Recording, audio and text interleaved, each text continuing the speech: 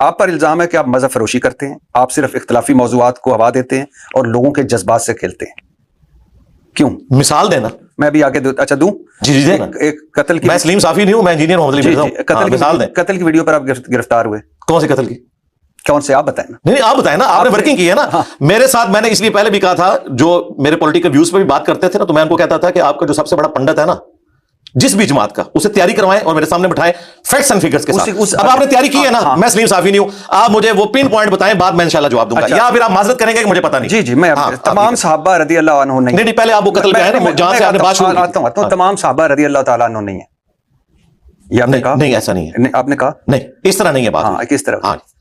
تمام صحابہ کرام جو وفات تک ایمان پر قائم رہے وہ رضی اللہ عنہ ہے. جی جو نبی اسلام پر ایمان لائے، آپ علیہ السلام دنیا سے تشریف لے گئے، اس وقت تک وہ مسلمان تھے، اس کے بعد وہ ہو گئے مرتد، کوئی منکرین زکات بنے، کوئی مسلمہ کذاب کے ساتھ مل گئے، ان کو ہم رضی اللہ عنہ نہیں کہیں گے. اسی طریقے سے نبی الاسلام کی مبارک زندگی میں بھی جو صحابہ کرام شروع میں ایمان لائے لیکن حضور کی زندگی میں دین کو چھوڑ گئے، جس طرح ام حبیبہ کا ہسبینڈ تھا عبید اللہ، ٹھیک ہے، وہ ہجرت حبشہ میں شامل تھا. ہجرت مدینہ سے بڑی ہجرت ہے ہجرت حبشہ، وہ پہلے ہوئی ہے.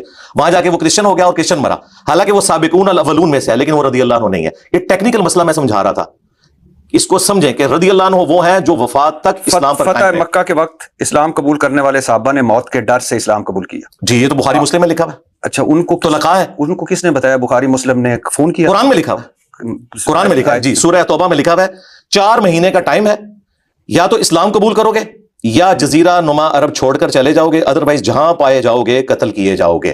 یہ عذاب استحصال آیا تھا مشرکین عرب پر، جس طرح اگلے رسولوں کا انکار کرنے پر آسمان سے عذاب آتا تھا نا. سورہ توبہ میں آیا کہ صحابہ کی تلواریں میں نے مسلط کر دی ہیں ان لوگوں پر جو آپ ایمان نہیں لائیں گے. ہوا کیا اب کہ لوگوں نے اسلام قبول کر لیا، ان کے لیے ٹرم استعمال ہوئی ہے احادیث میں طلقاء. یہ طلقاء ہے جو مسلمان ہوئے، اور ان کی مثال بخاری مسلم میں آئی کہ غزوہ حنین کے موقع پر ابو سفیان کو 100 اونٹ دیے نبی الاسلام نے، صفوان کو 100 اونٹ، جو تازہ مسلمان ہوا تھا، اور وہ آخری وقت تک کس طریقے سے اسلام کے لیے ریلیکٹنٹ تھے اور پھر اسلام قبول کیا. تو انصار مدینہ میں چند نوجوان تھے، انہوں نے کہا کہ اس شخص پہ اپنے قبیلے کی محبت غالب آ گئی ہے. رسول اللہ کے بارے میں بات کی، کلمات کفر تھے یہ، رسول اللہ کے بارے میں بولنا. اچھا بخاری مسلم کے الفاظ ہیں، ظاہر ہمارے پاس سورس آف نالج بکش ہے. میں نے آپ کو یہ تو نہیں فرمانا کہ مفتی فرماتے ہیں فلاں نے فتویٰ دے دیا، اس لیے تو میں کہتا ہوں کہ میرا جو لیول ہے اس میں بتا رہا ہوں کہ ان کے فتووں کی اوقات نہیں، ہم تو بکش نالج رکھ رہے ہیں الحمدللہ. یہ سارے کہتے ہیں سود حلال ہے، ہم کہیں گے سورہ البقرہ کی آیت نمبر 279 میں حرام لکھا ہوا ہے. جوتے کی نوک پہ تمہاری ڈگریاں، قرآن کے خلاف تمہاری ڈگری کو ہم کیا مانیں گے؟ ادھر بھی آئے. بخاری مسلم میں آیا، جب یہ بات کی تو اللہ تعالیٰ نے وحی کے ذریعے نبی الاسلام کو بتایا، آپ نے ان کو بلوایا، آپ نے فرمایا تم نے یہ گفتگو کی ہے. تو پھر سینئر لوگ پڑھے، ان کا یا رسول اللہ جذباتی لوگ تھے یہ بات کی. آپ نے فرمایا کیا تم اس بات پہ خوش نہیں ہے کہ یہ دنیا کا مال لے جائیں اور تم اللہ کے رسول کو لے جاؤ؟ کون دنیا کا مال لے جائے؟ 100 اونٹ جن کو دیے تھے، اور تم اللہ کے رسول کو لے جاؤ. اللہ کی قسم پوری دنیا ایک گھاٹی میں چلے اور انصار دوسری گھاٹی میں ان کے ساتھ ہوں گا. میرا جینا مرنا انصار کے ساتھ ہے، کیونکہ انہوں نے مشکل وقت میں میرا ساتھ دیا. نبی الاسلام کو بھی پتا تھا کہ یہ جو لوگ اب مسلمان ہوئے ہیں ان کے پاس اور کوئی چارہ نہیں تھا، ان کو ہم کہتے ہیں طلقاء، لیکن رضی اللہ عنہ کہتے ہیں. قانوناً وہ صحابہ ہیں، ان کا احترام بھی ضروری ہے، لیکن اگر کوئی شخص کہتا ہے کہ ان کو ہم کھڑا کریں گے سابقون الاولون کے ساتھ جن کی قربانی ہے، جن کی وجہ سے اسلام یہاں تک پہنچا، تو وہ تو قرآن بھی کہتا ہے کہ جو فتح مکہ سے پہلے مسلمان ہوئے جو بعد میں وہ برابر نہیں ہو سکتے. کیوں؟ فتح مکہ سے پہلے گھنٹی لگتی. آیت کون سی؟ سورۃ الحدید کی آیت نمبر 10 ہے. کیا؟ کہ جو فتح مکہ سے پہلے مسلمان ہوئے اور جو بعد میں ہوئے یہ برابر نہیں ہو سکتے. اور اللہ تعالیٰ نے سب کے ساتھ اچھا وعدہ کیا، وَكُلًّا وَعَدَ اللَّهُ الْحُسْنَى.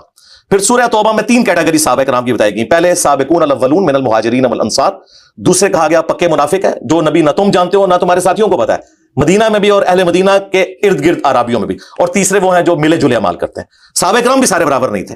منافقین کا پتہ بعض کا تو چل گیا اور بعض کا آج کی ڈیٹ میں نہیں ہمیں پتا، ظاہر ہے وہ بیچ میں شامل ہو گئے تھے.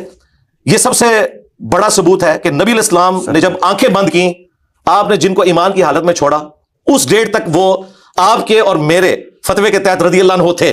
لیکن جب وہ منکرین زکات کے ساتھ ملے، مسلمہ کذاب جھوٹے پیغمبر کی پیروی اختیار کی، تو رضی اللہ عنہ سے لعنت اللہ علیہ بن گئے. اس کا مطلب ہے کہ رضی اللہ عنہ بولتے ہوئے بڑی احتیاط کرنی چاہیے کہ یہ کن کے بارے میں ہو رہی ہے. اب یہ کوئی کہے کہ نہیں جی آج تو ہمیں پتہ چل گیا کہ وہ کافر ہو گئے تھے تو ان کے بارے میں آیت بھی نہیں ہے. نبی الاسلام کو تو اس بات کا نہیں پتا، آپ نے اپنی زندگی میں انہیں صحابی چھوڑا ہے، ٹھیک ہے. اس لیے بخاری مسلم میں الفاظ ہے میرے حوض کوثر میں میرے ساتھی لائے جائیں گے، میں کہوں گا اصحابی یہ تو میرے ساتھی ہیں، تو بتایا جائے گا یا رسول اللہ آپ کی وفات کے بعد یہ دین سے الٹے قدم پھر گئے تھے. تو نبی الاسلام کہتے ہیں میں اس وقت وہی کہوں گا. بخاری مسلم کے الفاظ ہیں جو حضرت عیسیٰ کہیں گے کہ اللہ جب تک میں ان میں موجود تھا ان پر گواہ تھا، جب تو نے مجھے اٹھا لیا تو تو ان پر گواہ ہے. تو نبی الاسلام پھر کہیں گے سحقا سحقا لمن غیر بعدی، ان کو مجھ سے دور کر دو جنہوں نے میرے بعد میرے دین کو بدل دیا. ابن کثیر بڑے مفسر ہیں یا آپ ان سے بڑے ہیں؟ مجھے ابن کثیر کے ساتھ کوئی کمپیریزن کرنے کی ضرورت نہیں ہے. آپ نے ان پہ گفتگو فرمائی ہوئی ہے. کیا کیا آپ کریں, یعنی ان پہ کہ ابن کثیر پہ آپ نے فتویٰ سرکار اس طرح نہیں, تقریباً فتویٰ میں نے بتایا نہ میں سلیم صافی ہوں نہ میں عمران خان ابن کثیر پہ نہ میں عمران ریاض ہوں, میں انجینئر محمد علی مرزا. کہ ابن کثیر نے سیکسی باتیں لکھی. جی لکھی ہوئی ہیں. ہاں تو آپ بتانا ضروری تھا. اب وہ بتانا اس لیے ضروری تھا کہ ابن کثیر کی ہوئی غلطیاں قرآن کے کھاتے میں نہ پڑے. قرآن کی تفسیر کے ساتھ جو کچھ کیا گیا اس کی وجہ سے نان مسلمز کے ہاتھ وہ چیزیں لگی. رنگیلا رسول جو کتاب ہے یہ کہاں سے آئی ہے؟ آپ کیا سمجھتے ہیں اس نے بیٹھ کے نبی اسلام کے اوپر الزام لگایا؟ اب ہمارے لوگوں کو تو پتہ ہی نہیں ہے, ہماری کتابوں سے چیزیں اٹھائی ہیں. آج جتنے غیر مسلم رسول اللہ کی ذات کے اوپر حملے کرتے ہیں نا, تو اسی قسم کی چیزیں اٹھا کے کرتے ہیں, بےہودہ چیزیں. تفسیر کے اندر تفسیر تبری, ابن کثیر تو بہت بعد میں آیا, تفسیر تبری پہلے 300 سال میں لکھی گئی ہے, اس میں نبی اسلام کی ذات کے حوالے سے سکینڈل لکھا ہوا ہے, وہ جھوٹی روایتیں ہیں. تو اس لیے ہم کہتے ہیں پڑھتے ہوئے احتیاط کریں کہ یہ قرآن ہے, اور ابن کثیر جب کوئی حدیث کا ریفرنس دے نا تو مان لیں.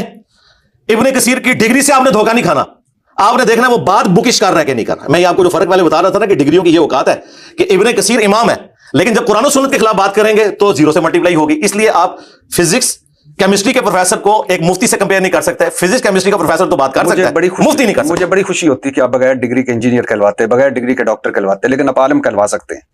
نہیں میں تو نہیں کہلواتا. نہیں ٹھیک ہے, آپ نے کہیں دے نہ سرکار, میں لکھتا ہوں انجینئر محمد علی مرزا. نہ یہ ممبر کوئی میں بیٹھ سکتا ہوں سرکار, یہ کسی مسجد کا ممبر نہیں, کسی کے مدرسے کے اوپر قبضہ نہیں کیا. پہلی بات ہے کہ آپ نے کہا کہ میں مفتی یا مولانا کہلاتا ہوں, میں تو کہلواتے نہیں ہوں, میں تو انجینئر محمد علی مرزا کہتا ہوں. کیونکہ آپ کہلوا نہیں سکتے نا. دیکھیں اچھا, اب میں آپ کو بتاتا ہوں کہ پاکستان میں کتنے بڑے بڑے اسپیکر ہیں جن کو آپ بھی مانتے ہیں. ڈاکٹر ذاکر نائک کے پاس کون سی ڈگری ہے دین کی بتائیں؟ وہ تو قرآن بھی صحیح نہیں پڑھتا, مجہول پڑھتا ہے قرآن.